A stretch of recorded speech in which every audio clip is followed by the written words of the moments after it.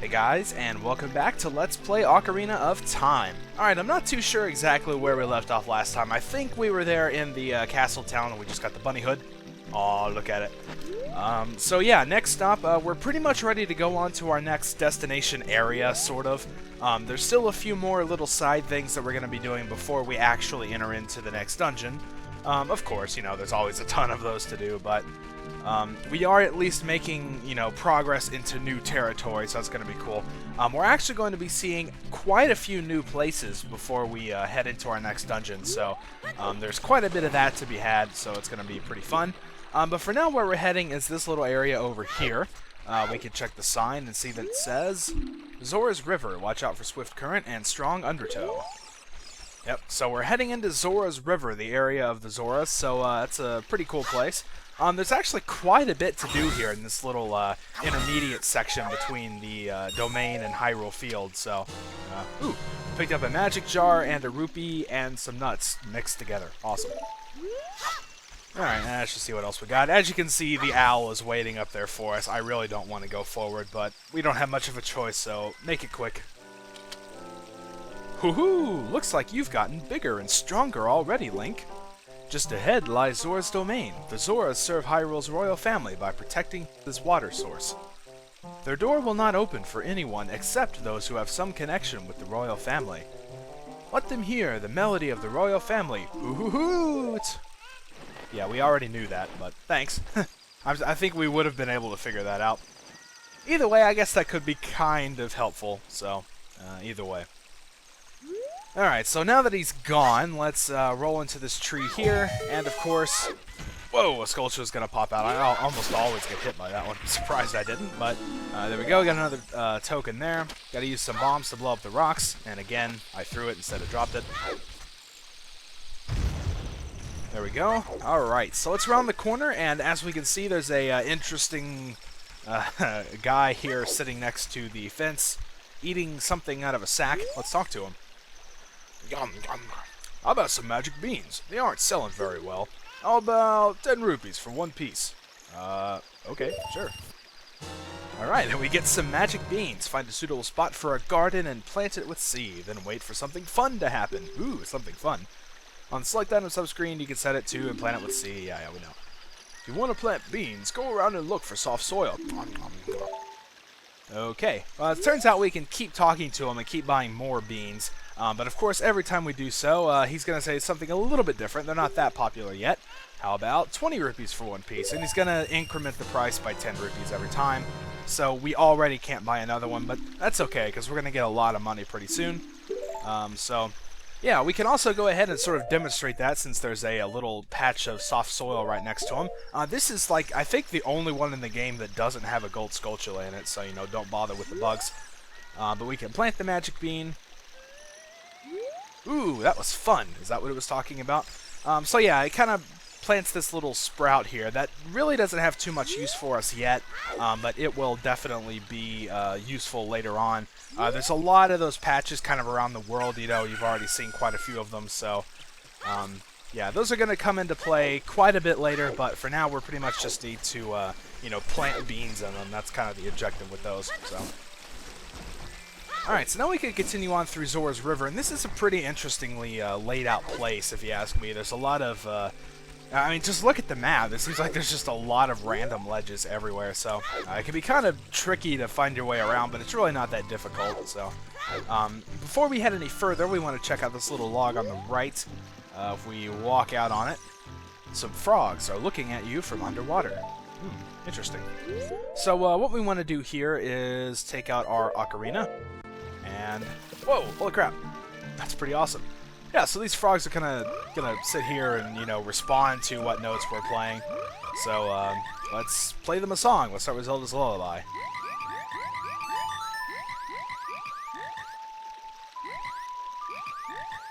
They kind of jump and sing along there. It's kind of neat. So once we play them a song, they get all excited, and one of them grows up. Holy crap. Young lad, you play the ocarina well. That melody is so fine, Ribbit. We all should practice it, Ribbit. Take rupees as a souvenir. If you come up with another nice melody, please drop by and play it. Ribbit, Ribbit. and they give us 50 rupees. Awesome. So, yeah, we can play pretty much all the songs that we've learned thus far, and they're going to give us 50 rupees apiece for them. Of course, since our wallet holds 200 rupees, that's going to fill it up. So yeah, we're pretty much just going to do that and then go back and buy some more beans. It's kind of a vicious circle here. They all just say the same thing, so no big deal. Okay, so next up would be the Sun Song. The one on the bottom left didn't do anything there. Or the top left, I guess. And whoa, holy crap. Yeah, it's also kind of funny whenever they get bigger, they sort of drop an octave in their tones. It's kind of neat. But and then finally we have Serious Song, which is like that. They can't really keep up with that one. It goes too fast. And then the yellow one grows up. So as you can see, we've only got one more to let grow up down there. We've actually still got two more of the like the first row of songs. If we go into our little sub-screen here, there they are. See, we've got two more on that first row. So those are pretty much the two we're going to come back and play for them. And they will give us some cool stuff once we do that. But yeah, now that we've maxed out our wallet, I'm going to head back and buy some more magic beans. Quickest way to get back is to just jump in the river because there's a nice current pulling you along this way. There's also a lot of rupees around here, so I guess I probably didn't need to play all 4 of the songs, but oh well. You know, either way, it works out.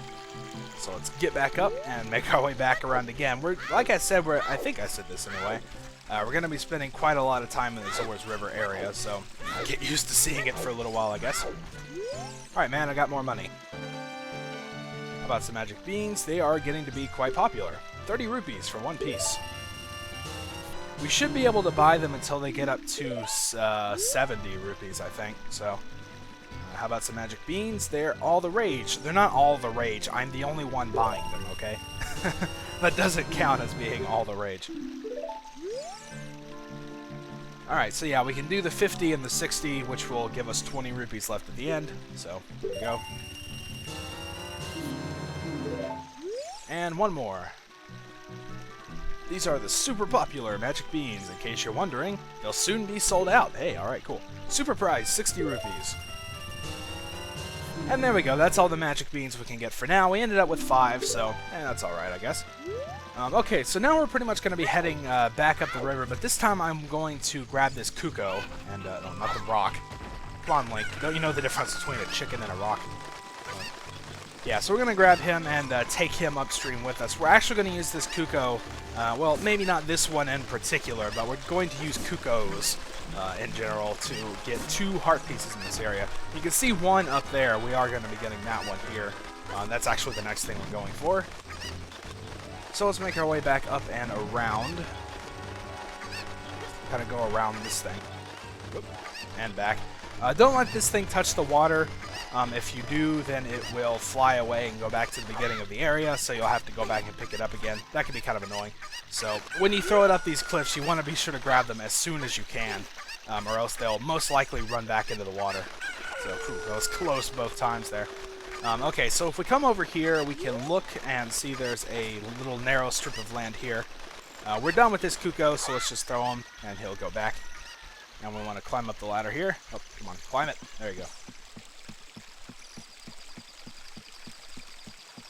I like just the sound of the river running at night. I think it's really peaceful. I like it.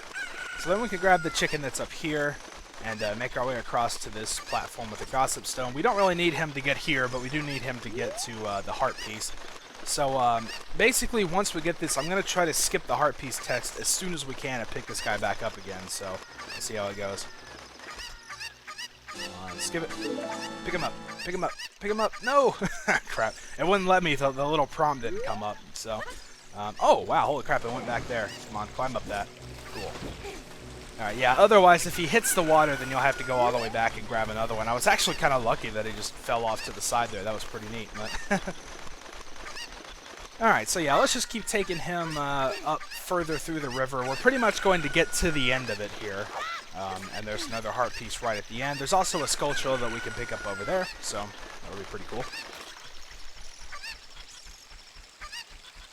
Alright, so up around the corner, you can pretty much just ignore the Octoroks. They don't really do a whole lot. They don't hit you unless you're running like right at them, so they're not too much of a threat.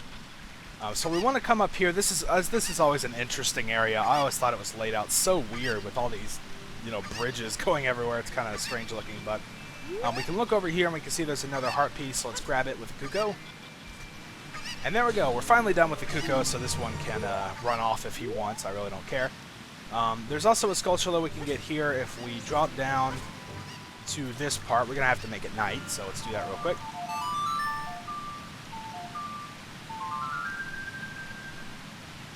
And thankfully you don't warp back to the entrance, but once it turns night... Whoa! He just appears there. I thought that was neat. So let's kill him and take his token. And alright, so I'm pretty sure that's all the stuff that we can be getting around Zoras River. So now let's just head up here, and this is actually the entrance to Zoras Domain. But this here is the Sleepless Waterfall. The flow of this waterfall serves the King of Hyrule. When the King slumbers, so too do these falls. So yeah, in combination with what the owl told us and with what that plaque says, Zelda's Lullaby is the way to go here. We're using this song quite a lot, aren't we? It seems like you play it a whole lot. Alright, so the waterfall then parts, which I think is pretty awesome. The moon comes up from behind it. Everything looks pretty sweet. Then we can jump across and head in, and this is Zoras Domain. Pretty awesome little place. I've always liked the music ever since I was a kid. I downloaded the track and pretty much just played it all the time. I was always a real big fan of this place, so that's pretty cool. Okay, so let's pretty much just head on straight up. This really isn't too complicated of an area. It's just this little itty-bitty section here, so it's really not too much to check out. But just ahead is King Zora's chamber, so the proper respect. I'll be sure to not do that. Okay, so let's head on up, and... Whoa, that is a giant fish. Look at that guy. So this here is King Zora. Navi's not going to say anything. I guess we can't get information on regular people. Oh, my dear sweet Princess Ruto, where is she gone? I'm so worried. Oh, so apparently the princess is missing. He doesn't even want to acknowledge that we're here, but that's cool, I guess. Okay, so let's switch over and get a Deku stick out. You've probably seen a few unlit torches along the way. We're going to use the stick to pretty much remedy that situation. Anytime you see a long streak of unlit torches, it's probably a good idea to go ahead and light them. This one will stay lit permanently because it has the little wood base at the bottom. I don't know what makes that so special. But you want to take the stick and light it and then go pretty much as quick as you can. This one can be a little bit tricky. And light each of the torches along the way. I like to stop here and then refill my torch and do it that way. Otherwise, I oftentimes tend to run out, like right here, you know, and then you're pretty much stuck and can't get that one. Then you also want to come over to the left and into the waterfall and come on, get him. Phew, alright, that was close. I didn't think I was going to get it. Run around it for a few minutes, but... Alright, and then get rid of the stick before it burns up. Then we can open the chest, and we get...